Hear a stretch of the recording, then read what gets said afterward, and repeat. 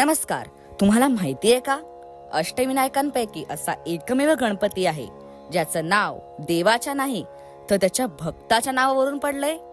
आज आपण आलो आहोत पालीच्या बल्लाळेश्वराच्या दर्शनाला. मुंबईपासून पाली साधारण 100 किलोमीटर आणि पुण्यापासून 120 किलोमीटर अंतरावर आहे. रस्ते खूप छान आहेत, त्यामुळे 3 तासात तुम्ही आरामात पोहोचू शकता.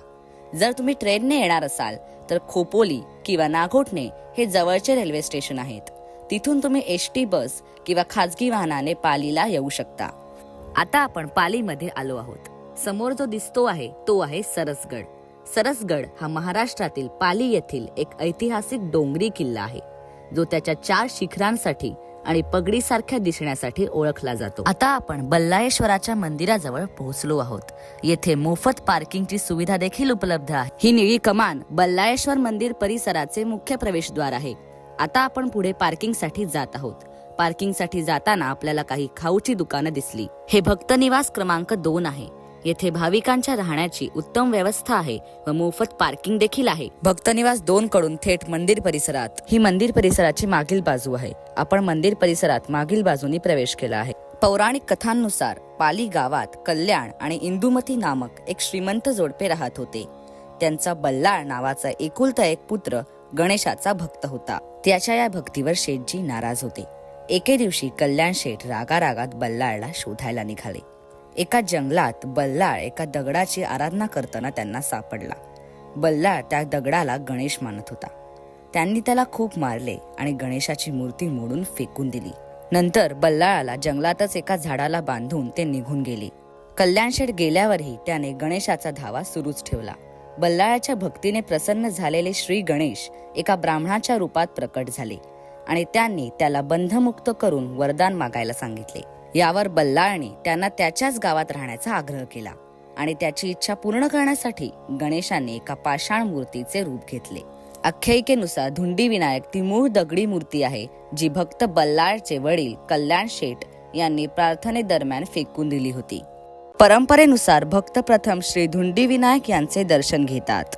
चला तर मग आपणही प्रथम धुंडी विनायक यांचे दर्शन घेऊयात. श्री धुंडी विनायक यांचे दर्शन घेतल्यानंतर इथून आपण मुख्य मंदिराकडे दर्शन घेण्यासाठी जाऊ शकतो. हे मंदिर अंबा नदीच्या काठावर आणि सरसगडच्या पायथ्याशी वसलेले आहे. मोरेश्वर विठ्ठल सिंदकर यांनी 1640 मध्ये बांधलेले लाकडी मंदिर नंतर 1760 मध्ये नाना फडणीस यांनी दगडी मंदिरात रूपांतरित केले. मंदिराचा गाभारा श्री या अक्षराच्या आकारात असून सूर्योदयाची किरणे थेट मूर्तीवर पडतील अशी रचना आहे. मंदिरामध्ये 2 गर्भगृह आहेत. स्वयंभू मूर्ती एका दगडी सिंहासनावर विराजमान आहे. तिची सोंड डावीकडे वळलेली आहे. डोळे आणि नाभी हिऱ्यांनी जडवलेली आहे. पाली बल्लाळेश्वर मंदिर दररोज सकाळी 5:30 ते रात्री 10 पर्यंत उघडे असते. हे मंदिर साधारणपणे दिवसभर दर्शनासाठी खुले असते. दर्शनासाठी कोणतेही प्रवेश शुल्क आकारले जात नाही. ही वर जी मोठी घंटा टांगलेली दिसते आहे ती बाजीराव प्रथम यांचे बंधू चिमाजी अप्पा यांनी एका पोर्तुगीज चर्चमधून आणली होती. पोर्तुगीजांना हरवल्यानंतर चिमाजी अप्पांनी युद्धात मिळवलेल्या लुटीतील ही एक मोठी घंटा आहे. बल्लाळेश्वर मंदिराच्या परिसरात 2 पवित्र तलाव आहेत. त्यातील हा एक पवित्र तलाव आहे. या तलावात काही कासवही असतात. दर्शनाला जाताना तुम्ही पूजेचं ताट मंदिर परिसरातील या दुकानातून घेऊ शकता. या पूजेच्या ताटाची किंमत 100 रुपये आहे.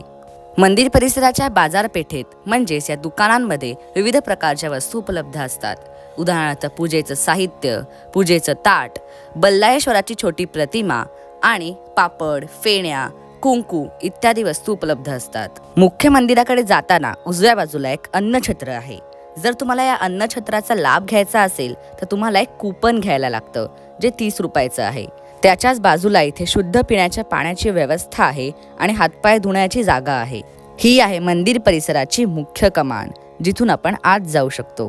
त्यानंतर इथून आम्ही काही वस्तू घेतल्या.